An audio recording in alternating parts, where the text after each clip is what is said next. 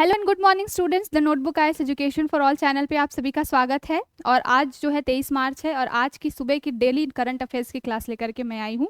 अब कुछ लोग अपनी आरती मैम को मिस कर रहे होंगे, तो ये बता दिया जाए कि आरती मैम जो है वो कुछ दिनों की छुट्टी पर है, तो अगले कुछ दिन आप मुझसे डेली करंट अफेयर्स पढ़ेंगे। आई होप जिस एनर्जी के साथ आप आरती मैम की क्लासेस अटेंड कर रहे थे, उसी एनर्जी के साथ, उसी तन्मयता के साथ आप मेरी क्लास भी अटेंड करेंगे। और मैं भी कोशिश करूंगी कि एक अच्छा जो कंटेंट है आपको बिल्कुल प्रोवाइड करा पाऊँ। साथ के साथ में ये चीज़ है कि अब होली आ रही है, तो कई बच्चों का होगा, और ऑब्वियस सी बात है कि त्यौहार का टाइम होता है तो पढ़ाई में मन नहीं लगता है, लेकिन कोशिश करिएगा कि 2-3 दिन से ज़्यादा का ब्रेक आपका ना हो, क्योंकि जब आपकी पढ़ाई एक ब्रेक हो जाता है ना, कंटिन्यूटी छूट जाती है, तो वापस से उस एनर्जी को लाने में बहुत टाइम लगता है। तो आप मेक श्योर करिएगा कि आपकी जो छुट्टी है वो बहुत ज़्यादा ना हो, त्यौहार भी आप सेलिब्रेट कीजिए, लेकिन साथ के साथ अपनी पढ़ाई को भी कंटिन्यू रखिए। तो चलिए शुरू करते हैं आज की चर्चा को। देख लेते हैं कि आज कुछ क्या इंपॉर्टेंट डेली न्यूज़ हैं। द हिंदू की क्लास अपने टाइम पर होती रहेगी, उसमें कोई भी बदलाव नहीं होगा, वो जैसे चल रही है वैसे ही चलेगी, लेकिन अगले कुछ दिन डेली करंट अफेयर्स भी मैं ही यहाँ पर आपके लेने वाली हूँ। चलिए तो शुरू करते हैं आज के इम्पॉर्टेंट डेज के साथ में। तो जो कल हमने 22 मार्च मनाया, 22 मार्च को क्या मनाया जाता है? विश्व जल दिवस मनाया जाता है। तो 22 मार्च को जो विश्व जल दिवस मनाया गया, उसकी इस साल की थीम क्या थी? थीम बहुत ही इंपॉर्टेंट है इस साल की, वाटर को पीस के साथ में कनेक्ट किया गया है, और इस साल की थीम रखी गई है शांति के लिए जल, यानी कि वाटर फॉर पीस। तो याद रखिएगा, बहुत ही इंपॉर्टेंट है। वन डे एग्जाम्स में आपसे इस तरीके के ही प्रश्न बनते हैं। और अभी क्या हो गया है, पहले तो डेट याद रखिए कि कब मनाया जाता है। 22 मार्च को मनाया जाता है, और क्या? विश्व जल दिवस। अभी ये चीज हो गई है कि ये भी पूछ लिया जाता है, वन लाइनर जो करंट का जमाना अब चला गया है, स्टेटमेंट वाइज क्वेश्चन आपसे पूछे जाते हैं। तो ये पूछा जा सकता है कि कौन से नंबर का ये विश्व जल दिवस है। तो याद रखिएगा कि ये 31 आपका 31वां विश्व जल दिवस है। दूसरी बात ये हुई। उसके बाद में क्या है, इसकी थीम मैंने पहले ही बता दिया कि सबसे ज्यादा इंपॉर्टेंट क्या है, शांति के लिए जल। तो इसमें बात की गई है कि जितने भी विश्व के जितने भी देश हैं और सारे लोग जो हैं, उनको क्या करना चाहिए, जल संकट से जूझने के लिए, उसको क्या है, ठीक करने के लिए क्या करना चाहिए, एक तरीके से मिल बांट के काम करना चाहिए। तो इसलिए इस साल की थीम रखी गई है विश्व शांति के लिए जल। और ये जो विश्व जल दिवस है, उसकी मनाने की शुरुआत कब की गई है? जैसे कि मैंने स्टार्टिंग में बताया कि आजकल जो एग्जाम में क्वेश्चन जब स्टेटमेंट वाइज बनते हैं, तो आपसे बैकग्राउंड में जा करके उसके हिस्ट्री से रिलेटेड भी चीज़ें पूछ ली जाती है, कि जैसे कोई आप इंपॉर्टेंट डे वगैरह के बारे में ऐसे नहीं पूछा जाता है कि विश्व जल दिवस किस दिन मनाया जाता है 22 मार्च को, ऐसा नहीं पूछा जाता। अब थोड़ा उसकी बैकग्राउंड में हिस्ट्री जाके भी स्टेटमेंट में 2-3 स्टेटमेंट वाले क्वेश्चन बन जाते हैं, और हिस्ट्री आपसे पूछ ली जाती है। तो हमने पहले देखा कि 22 मार्च को विश्व जल दिवस मनाया जाता है। उसके बाद इस बार की थीम हमने देख ली, जो कि इंपॉर्टेंट है, शांति के लिए जल। ये इंपॉर्टेंट एक और चीज़ है कि इसकी शुरुआत कब से हुई है, तो 1993 से इसकी शुरुआत हुई है। विश्व जल दिवस मनाने की शुरुआत कब से की गई है?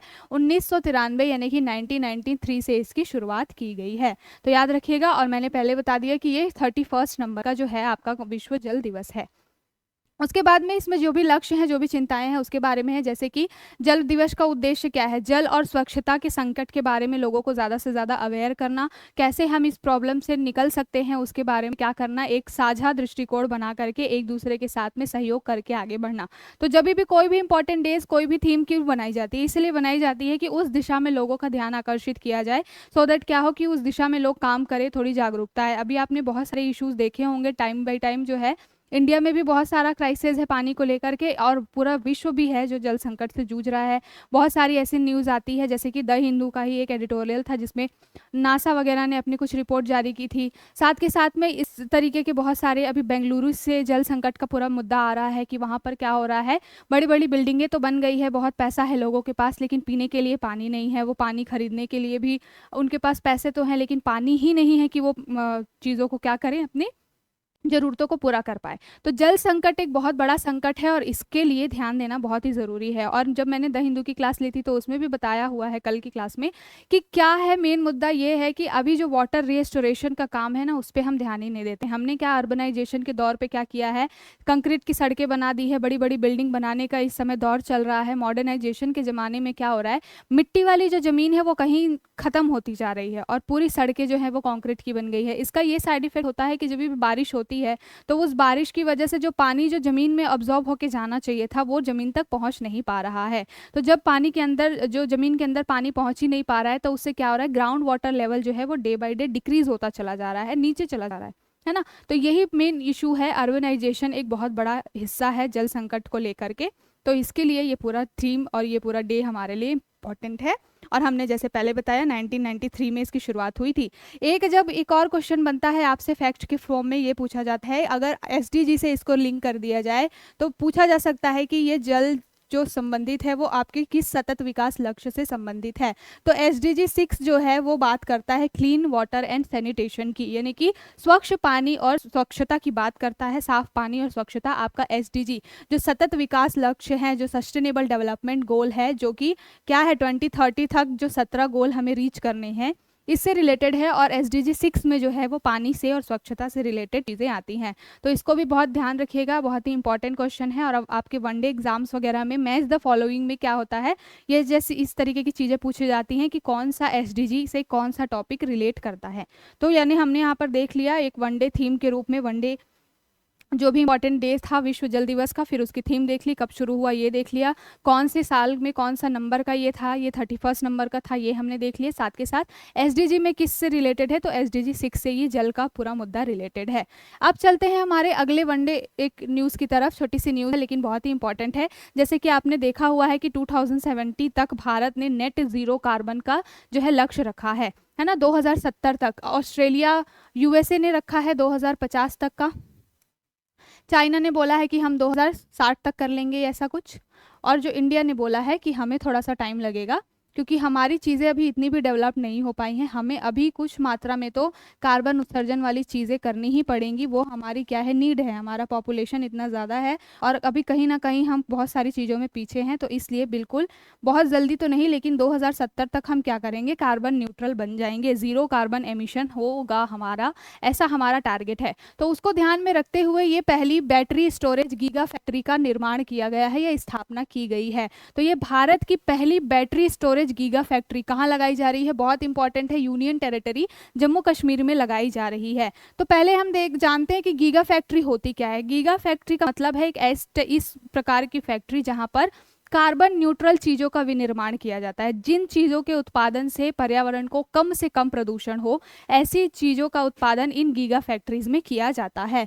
तो ये पहली बैटरी स्टोरेज गीगा फैक्ट्री कहाँ पे लगाई जा रही है, जम्मू कश्मीर में। ये आपसे वनडे एग्जाम्स में पूछा जा सकता है, इसलिए आप इसको ध्यान से याद में रखिएगा। अब हम देख लेते हैं कि इसके बारे में और क्या फैक्ट है। तो ये सबसे पहली बात तो ये कि इसका परिचालन शुरू कब से होने वाला है, यानी कि पूरा वो प्रॉपर काम अक्टूबर 2024 से अपना काम शुरू कर देगा। पहली बात तो यही थी कि जम्मू कश्मीर में इसको बनाया जा रहा है, ये भी एक अपने आप में प्रश्न है। और इसकी उत्पादन क्षमता कितनी है, ये चीज़ें मेन उद्देश्य यही है, जैसा कि मैंने बताया गीगा फैक्ट्री का क्या है, ऐसी चीज़ों को उत्पादित करना जिससे कि क्या हो, कार्बन उत्सर्जन कम से कम हो और पर्यावरण को प्रदूषण कम से कम हो। तो इसमें टारगेट यही है कि प्रतिवर्ष 5 मिलियन टन कार्बन उत्सर्जन में क्या की जाएगी, कटौती की जाएगी इस गीगा फैक्ट्री के द्वारा। तो बहुत ही इंपॉर्टेंट है ये हमारे लिए, हमारे एनवायरनमेंट के लिहाज से देखा जाए तो बहुत ही इंपॉर्टेंट है ये। इस फैक्ट्री का लक्ष्य क्या रखा गया है कि भारतीय रेलवे में जो अभी फिलहाल में 4 मिलियन टन जो भी चीज़ें कार्बन उत्सर्जन हो रही है, तो भारतीय रेलवे के थ्रू जो भी कार्बन उत्सर्जन हो रहा है उसमें 4 मिलियन टन की कटौती करना है। तो ये भी एक इंपॉर्टेंट चीज़ है। दूसरी बात यह है कि ये पूरा गीगा फैक्ट्री कौन सी कंपनी बिठा रही है या ये पूरा इंस्टॉलेशन का काम कौन सी कंपनी कर रही है, तो जो गुड इनफ एनर्जी करके एक कंपनी है जो कि ये पूरा सेटअप लगा रही है जम्मू कश्मीर में। तो आप कंपनी का नाम भी याद रखिएगा। और इस कंपनी ने लगभग 1.5 अरब 1.5 अरब रुपए का इन्वेस्टमेंट किया है इस चीज़ को लगाने के लिए। तो बहुत ही इंपॉर्टेंट है ये, और इनके पैसे से, इनके सानिध्य में, इनके इन्वेस्टमेंट से ये सारी चीज़ें क्या होने वाली है, जम्मू कश्मीर में स्टैब्लिश्ड होने वाली है। ठीक है, भारत में फिलहाल क्या है कि 178 गीगावाट से लेकर के ये टारगेट है कि 2030 तक 500 गीगावाट की नवीनी ऊर्जा जो है, नवीकरणीय ऊर्जा जो है वो उत्पादित की जाएगी। भारत का ये एक लक्ष्य भी है। मैंने स्टार्टिंग में जो 2070 में बताया कि जो नेट जीरो कार्बन एमिशन का लक्ष्य 2070 का रखा गया है, साथ के साथ ये भी लक्ष्य रखा गया है कि 2030 तक क्या किया जाएगा, 178 गीगावाट को बढ़ा करके 500 गीगावाट नवीकरणीय ऊर्जा का उत्पादन किया जाएगा। रीन्यूएबल एनर्जी का मतलब क्या होता है, नवीकरणीय ऊर्जा यानी कि रीन्यूएबल एनर्जी, उसमें ये होता है कि जो भी पर्यावरण को कम से कम प्रदूषण हो, ऐसी एनर्जी, साथ के साथ में जिनको हम बार बार प्रोड्यूस कर सकते हैं, वैसी एनर्जी को कहते हैं नवीकरणीय एनर्जी या फिर रीन्यूएबल एनर्जी। जैसे कोयला वगैरह होता है वो सालों तक जब आपके ज़मीन के अंदर में वो चीज़ें खरपतवार हो गए या बहुत ही अपशिष्ट पदार्थ सालों तक जब अपघटित होते हैं, कम डिकम्पोज होते हैं, तब जा कर के कहीं कोयला वगैरह जैसी चीज़ें बनती है। और कोयला जो है वो भी एक एनर्जी का स्रोत है, लेकिन उससे पर्यावरण को नुकसान बहुत होता है। तो ये क्या होती है, पारंपरिक ऊर्जा स्रोत है। फिलहाल में इसको अनवीकरणीय ऊर्जा बोलते हैं। क्यों? क्योंकि इसको बार बार बहुत जल्दी प्राप्त करना आसान नहीं होता है। लेकिन जो नवीकरणीय ऊर्जाएं होती हैं, जो रीन्यूएबल एनर्जीज होती हैं, उनको हम पानी से, चाहे सूर्य की किरण से, चाहे पवन ऊर्जा यानी कि विंड टर्मिनल वगैरह से चला करके हम प्राप्त कर सकते हैं। तो ये जो होती हैं एनर्जीज जिनको हम बार बार जनरेट कर सकते हैं, तो उनको कहते हैं नवीकरणीय ऊर्जा। तो वैसा ही हमने टारगेट क्या रखा है कि 178 गीगावाट से फिलहाल हम 500 गीगावाट तक क्या करने वाले हैं, 2030 में उत्पादन का हमने टारगेट रखा है। और उसको ध्यान में रखते हुए ये पूरा जो है सेटअप लगाया है गीगा फैक्ट्री का। तो ये है कोई जो न्यूज़ है, साथ ये इसलिए इम्पॉर्टेंट है क्योंकि आपके पर्यावरण के लिहाज से पारिस्थितिकी को कम से कम नुकसान हो, उसके लिहाज से ये बहुत ही इम्पॉर्टेंट है। चलिए अब देख लेते हैं थोड़ा सा कि इसमें जो निवेश करने वाली जो कंपनी है वो ऐसा नहीं है कि इसने पहली बार कुछ किया है इस तरीके का। जो गुड इनफ है उसने पहले ही 7 गीगावाट प्रति घंटे की सुविधा से 1.5 बिलियन रुपए का निवेश किया था पहले ही, और अब इसने क्या किया है, वही 1.5 अरब का जो निवेश कर दिया है। और ये पूरा देखने वाली है ये सारा मैटर। ठीक है, कंपनी की योजना क्या है कि 2027 तक क्षमता को 20 गीगावाट आर करना है। ठीक है, तो ध्यान में रखिएगा कि कंपनी की पूरी ये क्या है, रोकना है यहाँ पे,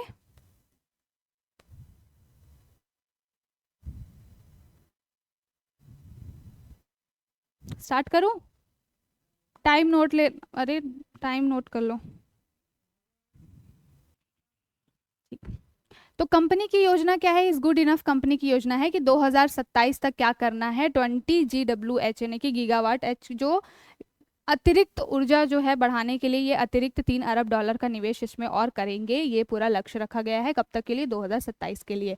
तो हमारे लिए इस टॉपिक से क्या इंपॉर्टेंट था कि कहाँ पर ये इस्टेब्लिश किया जा रहा है, तो जम्मू कश्मीर में ये इस्टेब्लिश किया जा रहा है। आपसे ये पूछ सकता है कि गीगा फैक्ट्री होती क्या है, तो गीगा फैक्ट्री एक ऐसी विनिर्माण उत्पादक, एक तरीके से एक टूल होता है, एक ऐसा सेटअप होता है जिसके थ्रू कार्बन को कम से कम प्रदूषण हो, ऐसी चीज़ों का क्या किया जाता है, उत्पादन किया जाता है। तो ये थी पूरी न्यूज़। अब देख लेते हैं अगला न्यूज़ जो है CII के बारे में। जो भारतीय प्रतिस्पर्धा जो परिसंघ आयोग है उसने क्या किया है, लंदन में इंडिया फोरम IBM को फिर से पुनर्जीवित किया है। IBM क्या है, IBM जो है वो इंटरनेशनल बिजनेस मशीन इसका फुल फॉर्म है, और ये भारत में और विश्व में सुपर कंप्यूटर बनाने की एक तरीके की क्या है, इंस्टीट्यूट है। ठीक है, तो इस IBM का बहुत टाइम से लंदन में परिचालन बंद हो चुका था, भारत ने फिर से इसको क्या किया है, चालू कर दिया है। इसका क्या फायदा होने वाला है, भारत और यूनाइटेड किंगडम के संबंधों के लिहाज से इसका बहुत ही बेनिफिट है। क्यों? क्योंकि इसकी वजह से क्या होगा, अब इन दो देशों के बीच में जो है व्यापार और निवेश को और ज़्यादा बढ़ावा मिलने वाला है। तो भारत और UK के बीच में व्यापार और निवेश को बढ़ावा देने के लिए ये पूरा IBM को है उसको पुनर्जीवित किया गया है। ठीक है, तो इस यहाँ पर ध्यान रखिएगा। साथ के साथ में क्या है, जो मैंने यहाँ पे बात बोली, इसमें क्या है, बहुत सारे नीति निर्माता, उद्योगपति, ये सारे मिल करके क्या करने वाले हैं, एक दूसरे के साथ सहयोग से आगे बढ़ने वाले हैं और टेक्नोलॉजी को आगे बढ़ाने में काम करने वाले हैं। तो ये भारत और UK से संबंधित है। आपसे अगर प्रश्न बने इस तरीके का कि किस देश में हम ये रिस्टोर करने वाले हैं, तो पहली बात ये आएगी कि UK के लंदन में। साथ के साथ ये अगर मुद्दा बने कि क्या है ये IBM, तो ये सुपर कंप्यूटर बनाने वाली कंपनी है। और भी हम और फैक्ट देख लेंगे IBM के बारे में, लेकिन सबसे पहले हमने देख लिया कि इसके लाभ क्या हैं। तो लाभ यही है, व्यापार और निवेश में क्या हो, बढ़ावा मिले, और इसके लिए जो भी नीति निर्माता हैं, इन दो देशों के राजदूत वगैरह नेता हैं वो, और साथ के साथ जो उद्योगपति हैं वो सारे मिलकर के इसमें काम करने वाले हैं। तो जो UK की अंतर्राष्ट्रीय व्यापार मंत्री हैं, UK की, यहाँ पर नाम दिया गया है, तो एक आपके लिए फैक्ट और तैयार हो गया, एलिजाबेथ ट्रस। इन्होंने बोला है कि ये जो काम किया गया है भारत और UK के संबंधों को ये और मजबूती प्रदान करेगा। तो यहाँ से आपके लिए एक और one liner one day fact start मिल गया, क्या कि UK के अंतर्राष्ट्रीय व्यापार मंत्री कौन है, एलिजाबेथ ट्रस हैं, जिन्होंने बोला है कि इस कदम से क्या होगा, भारत और UK के संबंधों में और ज़्यादा क्या होगी, मजबूती आएगी। अब देख लेते हैं CII ने पूरा ये खोला है लंदन में अपना सेटअप लगाया है। तो सीआईआई के बारे में देख लेते हैं। तो सीआईआई का फुल फॉर्म क्या है? Confederation of Indian industry. इसको हिंदी में कहते हैं भारतीय उद्योग परिसंघ। ये क्या करती है? इसकी स्थापना कहाँ पे हुई है? पहली बात तो कब हुई है? नई दिल्ली में ये स्थापित है और 1895 में इसकी स्थापना हुई है। तो डेट याद रखिएगा 1895। साथ के साथ मुख्यालय इसका कहाँ पर है? नई दिल्ली में इसका मुख्यालय है। वर्तमान में इसके अध्यक्ष कौन है? श्री संजीव बजाज जी इसके अध्यक्ष हैं। और ये इसका 9 क्षेत्रीय कार्यालय है। साथ के साथ 60 से अधिक शाखाएं हैं इनकी फिलहाल में। तो ध्यान रखिएगा इसके बारे में। और इनका मुख्य कार्य क्या होता है? सरकार को नीति बनाने में ये सहायता करते हैं। जो भी उद्योगों से रिलेटेड जो भी नीतियां बनानी है उसमें सरकार को हेल्प करने के लिए सीआईआई जो है वो आता है फॉर्म में।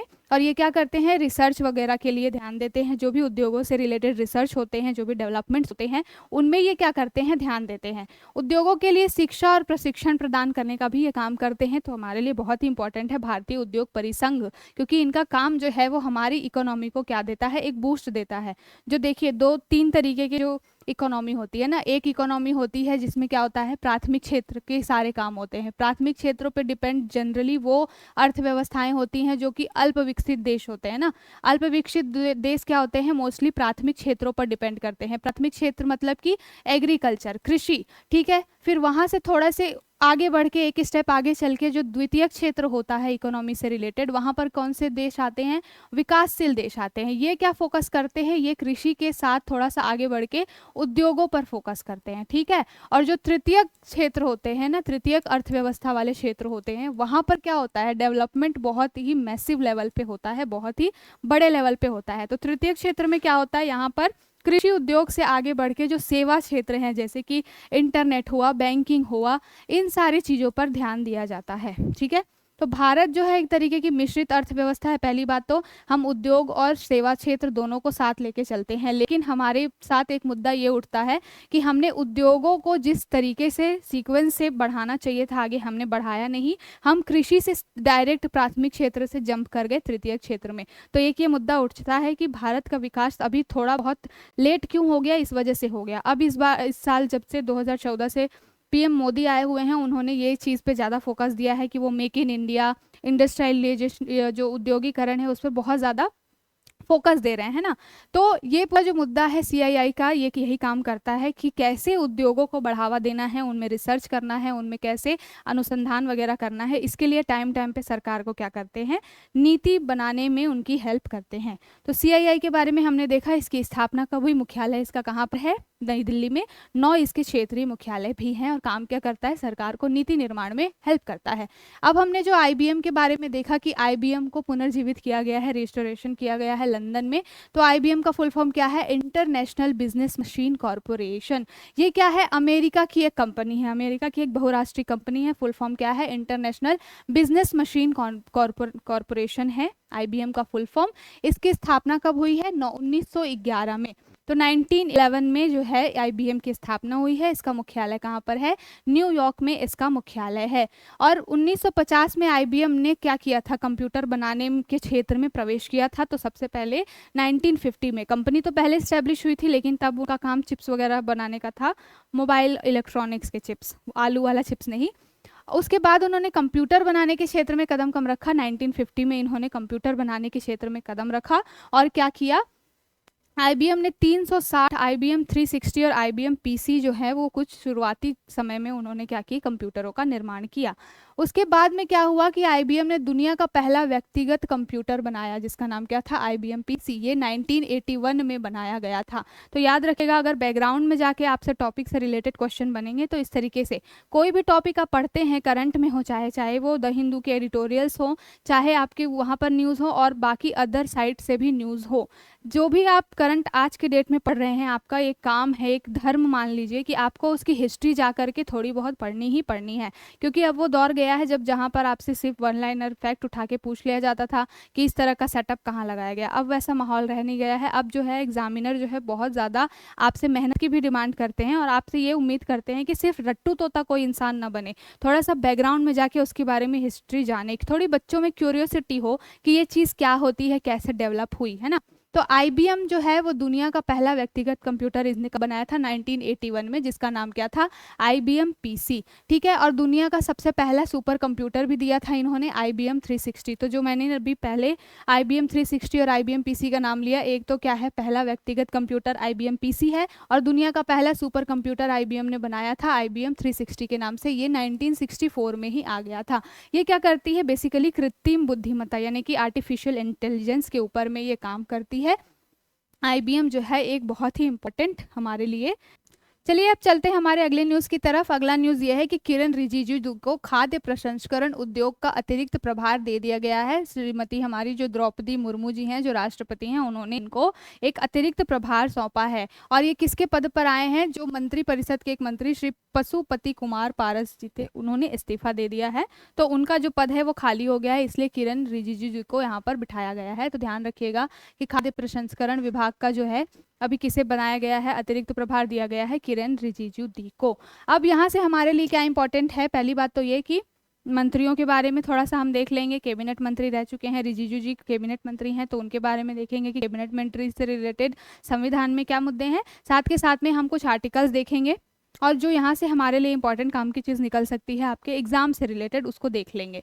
तो सबसे पहले तो कि प्रधानमंत्री जो सलाह देते हैं इस तरीके का कोई भी काम करने के लिए, संविधान में मेंशन है ये चीज़ कि जो भी मंत्री परिषद में मंत्रियों की नियुक्ति करना है, किसी को कौन सा पद देना है, किसी को कौन सा प्रभार सौंपना है, ये सारी रिकमेंडेशन प्रधानमंत्री जी बोलते हैं राष्ट्रपति जी को, और प्रधानमंत्री की सलाह पे राष्ट्रपति ये सारे काम करते हैं। पहला मुद्दा तो ये। दूसरा मुद्दा ये है कि जो चीज़ें होती हैं, जैसे कि मान लीजिए कोई भी पद दिया गया जो कि कैबिनेट मिनिस्ट्री, अभी जो किरण रिजिजू जी हैं वो कैबिनेट मंत्री के पद पर अगर होते, तो ये जो मुद्दा आपसे क्वेश्चन पूछा जाता है कि क्या कैबिनेट शब्द संविधान में है, इस तरीके के क्वेश्चन आपसे बनते हैं। तो ध्यान रखिएगा कि कैबिनेट शब्द जो है वो संविधान में नहीं है, इसका कहीं पे मेंशन नहीं किया गया है।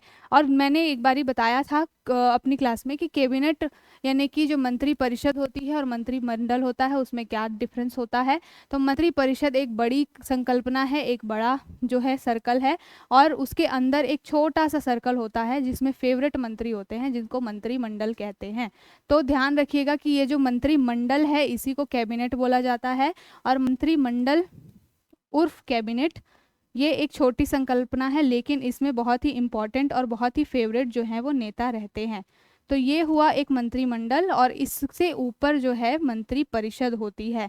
तो जो पशुपति पारस जी हैं, जिन्होंने अभी पद त्यागा है, वो मंत्री परिषद के एक मंत्री हैं। अभी उनका प्रभार रिजिजू जी को दे दिया गया है। और कौन सा संविधान का आर्टिकल ये काम करता है, तो संविधान के अनुच्छेद 74 यानी कि 74 और 75 का यूज करके ये इस तरीके के काम होते हैं मंत्री परिषद से रिलेटेड।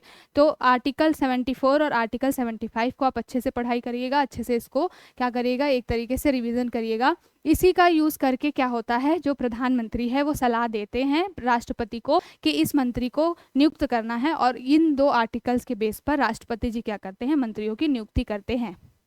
ठीक है, साथ के साथ एक ये मुद्दा होता है कि जो मंत्री परिषद होती है वो क्या होती है, सामूहिक रूप से लोकसभा के लिए उत्तरदायी होती है। तो आपसे हमेशा ये प्रश्न कभी कभी कंफ्यूज करने के लिए आपसे एग्जाम में पूछा जाता है कि मंत्री परिषद लोकसभा के प्रति उत्तरदायी होती है या पूरी संसद के प्रति। संसद में तो राज्यसभा भी आता है, संसद में लोकसभा भी आता है। तो ये आपको हमेशा याद रखना है कि जो मंत्री परिषद है वो क्या है, लोकसभा के लिए क्या होती है, उत्तरदायी होती है, लोकसभा के प्रति जवाबदेह होती है अपने सभी कामों के लिए। तो ये थी पूरी न्यूज़। अब हमने जो आर्टिकल 74 देखा और 75 देखा, तो आर्टिकल 75 के बारे में जान लेते हैं कि क्या है। भारतीय संविधान में इसका उल्लेख है कि प्रधानमंत्री वह होता है जिसको राष्ट्रपति नियुक्त करता है, और फिर राष्ट्रपति की सलाह से क्या होता है, प्रधानमंत्री की सलाह से, माफ कीजिएगा, राष्ट्रपति अन्य मंत्रियों की क्या करता है, नियुक्ति करता है। ठीक है, तो ये पूरा मुद्दा था। और प्रधानमंत्री जो होते हैं वो क्या करते हैं, भारत सरकार के प्रमुख के रूप में काम करते हैं, देश के आधिकारिक प्रतिनिधि होते हैं, और साथ के साथ में क्या होते हैं, आर्टिकल 75 के ही तहत ये राष्ट्रपति के मुख्य सलाहकार के रूप में भी काम करते हैं। तो कोई हमने न्यूज़ उठाई, उससे रिलेटेड आपसे क्या पूरे लिंक करके टॉपिक से प्रश्न बन सकते हैं, वो हमने यहाँ पर डिस्कस किया। ठीक है, और पात्रता क्या होती है प्रधानमंत्री बनने की या लोकसभा या में मंत्री बनने की। तो पहली बात तो ये कि भारतीय नागरिक होना चाहिए, साथ के साथ में 25 वर्ष की आयु होनी चाहिए। अगर 25 वर्ष की आयु है तो लोकसभा के आप सदस्य बन सकते हैं, और अगर 30 वर्ष की आयु है तो राज्यसभा के सदस्य बन सकते हैं। तो ये कुछ चीज़ें हैं जो आपसे प्रश्न पूछे जाते हैं स्टेटमेंट वाइज, इसलिए हमने इसको यहाँ पर डिस्कस किया। यहाँ पर मैंने बता दिया है कि कैबिनेट मंत्रिपरिषद क्या होती है, और मैंने ये भी बताया हुआ है कि संविधान में जो है कैबिनेट शब्द का वर्णन नहीं है। तो अगर आपसे पूछा जाए कि क्या संविधान में कैबिनेट वर्ड मेंशन है, तो ये आपको पता होना चाहिए कि संविधान में कैबिनेट वर्ड मेंशन नहीं है। अब चलते हैं हम एक अपने दूसरे न्यूज़ की तरफ। डेली करंट अफेयर्स की न्यूज़ है, तो एक जो भी न्यूज़ चर्चा में चल रही है और उसके जो थोड़े बहुत बैकग्राउंड है उसको हमने यहाँ पर देख लिया, और हम वही देखते हुए आगे चल रहे हैं। अगली एक इंपॉर्टेंट न्यूज़ है कि हैती से भारतीयों को बचाने के लिए एक ऑपरेशन इंद्रावती चलाया गया है। तो इस तरीके के जो ऑपरेशन है वो आपसे हमेशा पूछे जाते हैं। अभी एक अजय करके ऑपरेशन चला था इजराइल से, क्या है, पूरे भारतीयों को निकालने के लिए। ऐसे ही टाइम पर जब कोरोना वाला टाइम आया था तो वंदे भारत जो चीज़ें चली थी, साथ के साथ में यूक्रेन रशिया का वॉर चल रहा था, उस टाइम पे भी चीज़ें इस तरीके से ऑपरेशन चली हुई थी। तो जब भी इस तरीके का कोई इंपॉर्टेंट ऑपरेशन चलाया जाता है अपने लोगों को दूसरे देशों से निकालने के लिए, तो फिर आपसे वो प्रश्न बनता है। तो इसलिए यहाँ पर हम डिस्कस कर रहे हैं कि ऑपरेशन इंद्रावती किससे रिलेटेड है? भारतीयों को निकालने से। कहाँ से? तो हैती से। अभी हैती में क्या चल रहा है? हैती में एक गृह युद्ध चल रहा है। गृह युद्ध कहने का मतलब है कि वहाँ पे एक जो हथियारबंद ग्रुप है उसने क्या किया है, जो सरकार का जीना हराम कर दिया एक तरीके से। वहाँ पे हथियारबंद ग्रुप जो है वो क्या कर रहे हैं, उन्होंने लगभग हैती के 80% पूरे एरिया पे क्या कर लिया है, कब्जा कर लिया है। पुलिस थाने को वो जा रहे हैं, साथ के साथ में मारपीट हो रही है, जगह जगह दंगा आगजनी हो रही है। तो ये पूरा मामला अभी हैती में चल रहा है। और हैती में जो भारतीय है, हैती जो है एक बहुत ही छोटा सा कैरेबियन देश है जो कि अमेरिका के पास में लगता है, जो नॉर्थ अमेरिका और साउथ अमेरिका के बीच में जो पनामा कैनाल है, उसके बाद अभी हम मैप भी देखेंगे तो उसके राइट साइड में आप देखेंगे तो अटलांटिक ओशन में आपको कैरिबियन कुछ देश मिलेंगे। वहाँ पर हैती बहुत छोटा सा एक देश है, और उसके अंदर पूरा ये गृह युद्ध का मामला चल रहा है। तो उसी में जो हमारे भारत के कुछ लोग फंसे हुए हैं उनको बचाने के लिए ऑपरेशन इंद्रावती शुरू किया गया है। तो ऑपरेशन इंद्रावती जब भी आपसे पूछे किससे रिलेटेड है, तो हैती से भारतीयों को निकालने के लिए है। और इसकी सूचना किसने दी है, तो हमारे जो जयशंकर जी हैं, जो एस जयशंकर जी विदेश मंत्री हैं, उन्होंने एक्स पर ट्वीट करके ये सूचना दी है कि आज हमने 12 भारतीयों को सही सलामत क्या है निकाल लिया है हैती से। कौन सा ऑपरेशन चला करके? ऑपरेशन इंद्रावती। तो इसके बारे में पूछा जा सकता है ऑपरेशन के तहत कि क्या चीज़ें हुई हैं। तो 22 मार्च 2024 को ये पूरा ऑपरेशन चलाया गया है। और जो हैती की जो राजधानी है, राजधानी देखिए यहाँ पे आपको एक और चीज़ मिल जाएगी फैक्ट के नाम पे कि हैती की राजधानी का क्या नाम है, सेंटो डोमिंगो।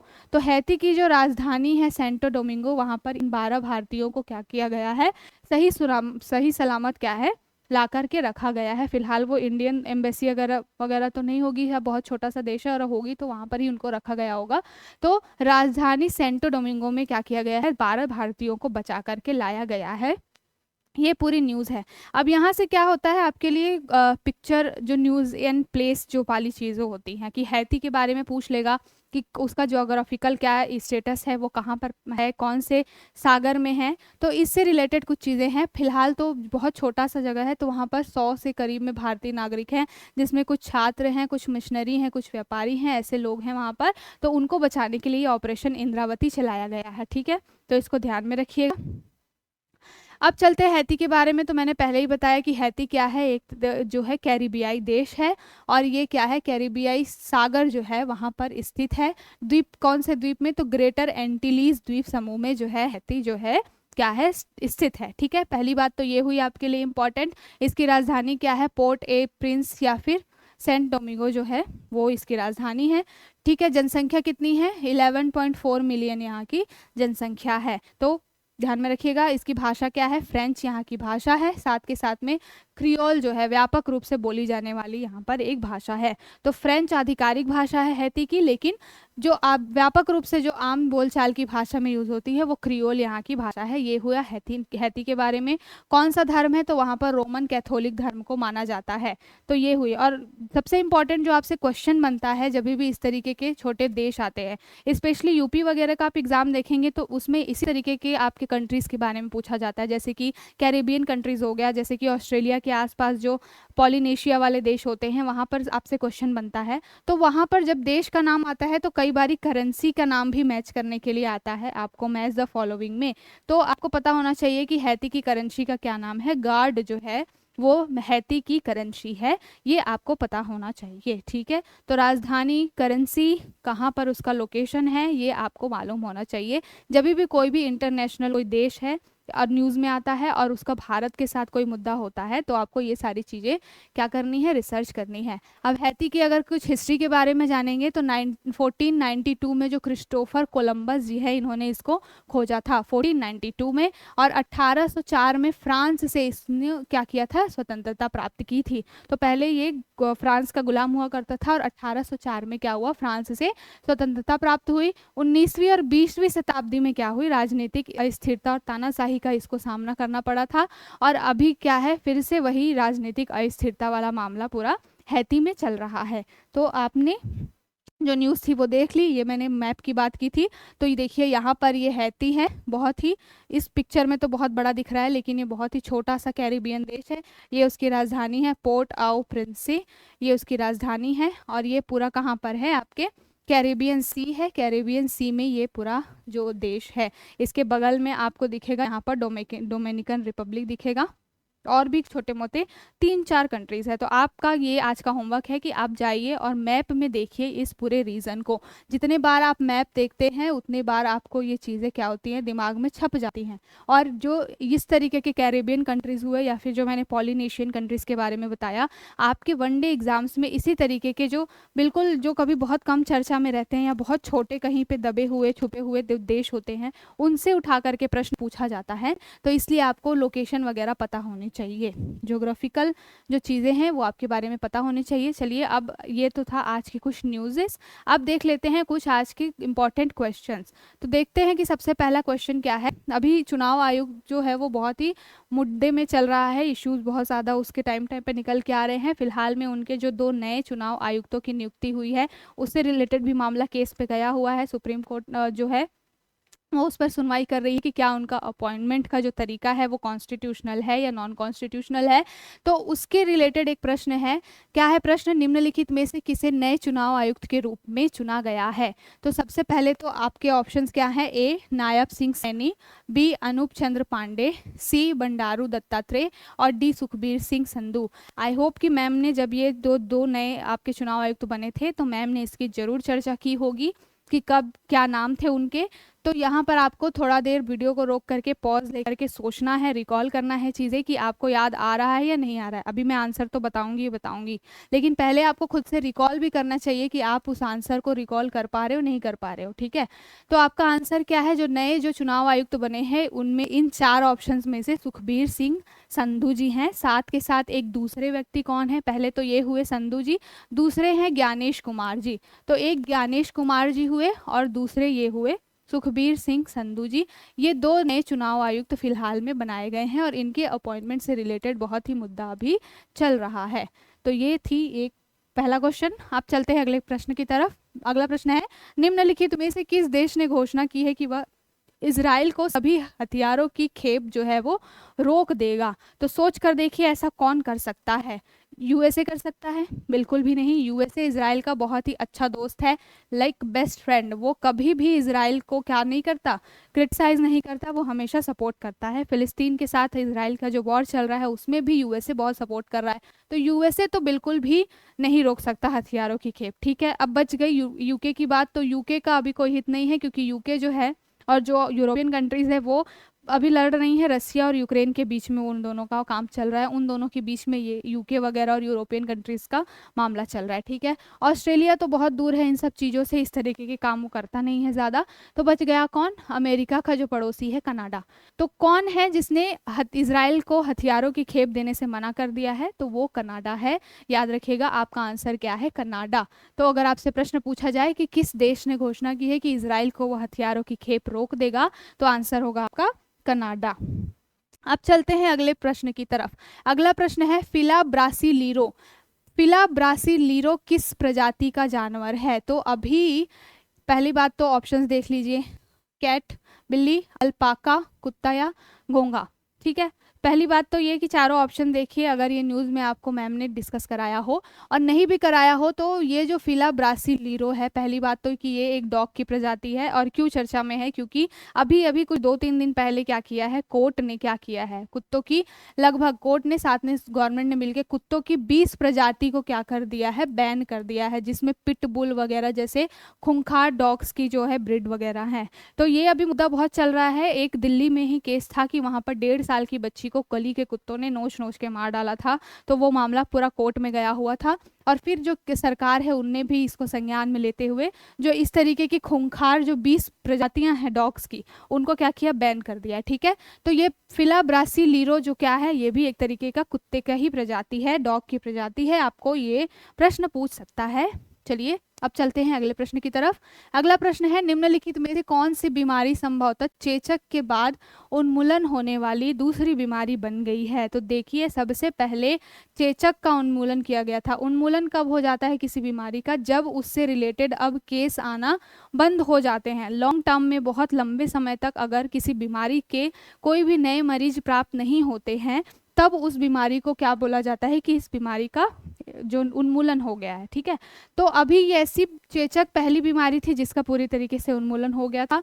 अब दूसरी बीमारी बनी है गिनी कृमि रोग। तो गिनी कृमि रोग जो है वो पापुआ न्यू गिनी वाले जो रीजन है वहां पर ये बहुत पहले हुआ करता था। अब इसके मात्र 13 मरीज बच गए हैं, और लगभग अब ये संख्या है बहुत खत्म हो गई है। पहले हजारों लाखों की संख्या होती थी इनके मरीजों की, अब जो कि घट के बिल्कुल 13 हो गई है। अगर कंपेयर किया जाए तो बिल्कुल ना के बराबर हो गई है। तो दूसरी ऐसी बीमारी बनी है जिसको क्या है, उन्मूलित घोषित कर दिया गया है। गिनी कृमि रोग है वो ऐसी बीमारी जो कि क्या है, दूसरी बीमारी बनी है चेचक के बाद उन्मूलन होने वाली। अगला क्या है प्रश्न, अगला है सात अमेशा स्पेंता निम्नलिखित में से किस धर्म का हिस्सा है। तो इस तरीके के प्रश्न आपसे बनते हैं। सात अमेशा स्पेंता किस धर्म से रिलेटेड है, यहूदी धर्म, ताओ धर्म, पारसी धर्म या सिंटो। तो सात अमेशा स्पेंता जो है वो आपका पारसी धर्म से रिलेटेड है, याद रखिएगा अगर आपसे इस तरीके के प्रश्न बन जाए। तो ये थी आज की कुछ न्यूज़, पहला दिन था आज, तो शॉर्ट न्यूज़ेस जो हैं कम थी, और हम कोशिश करेंगे कि और डे बाय डे उसको और इम्प्रूव करें जब तक आपकी मैम नहीं आ जाती हैं। तो आई होप आपको आज का सेशन अच्छा लगा होगा। अपनी पढ़ाई को ऐसी कंटिन्यूटी में बनाए रखिए। देखिए, हमारी भी एक जो है क्या है, रिस्पॉन्सिबिलिटी है कि आपकी पढ़ाई कहीं से भी मिस नहीं होनी चाहिए। इसलिए हम क्या करते हैं, डेली कोशिश करते हैं कि आप अप टू डेट रहे न्यूज़ से, आपको कंटेंट डेली मिलता रहे। तो अगर आपको हमारी पहल अच्छी लग रही है, हमारा कंटेंट अच्छा लग रहा है, तो notebook IAS education for all channel को ज़्यादा से ज़्यादा लाइक करें, शेयर करें, सब्सक्राइब करें, और ऐसे ही हमारे साथ बने रहे। Thank you.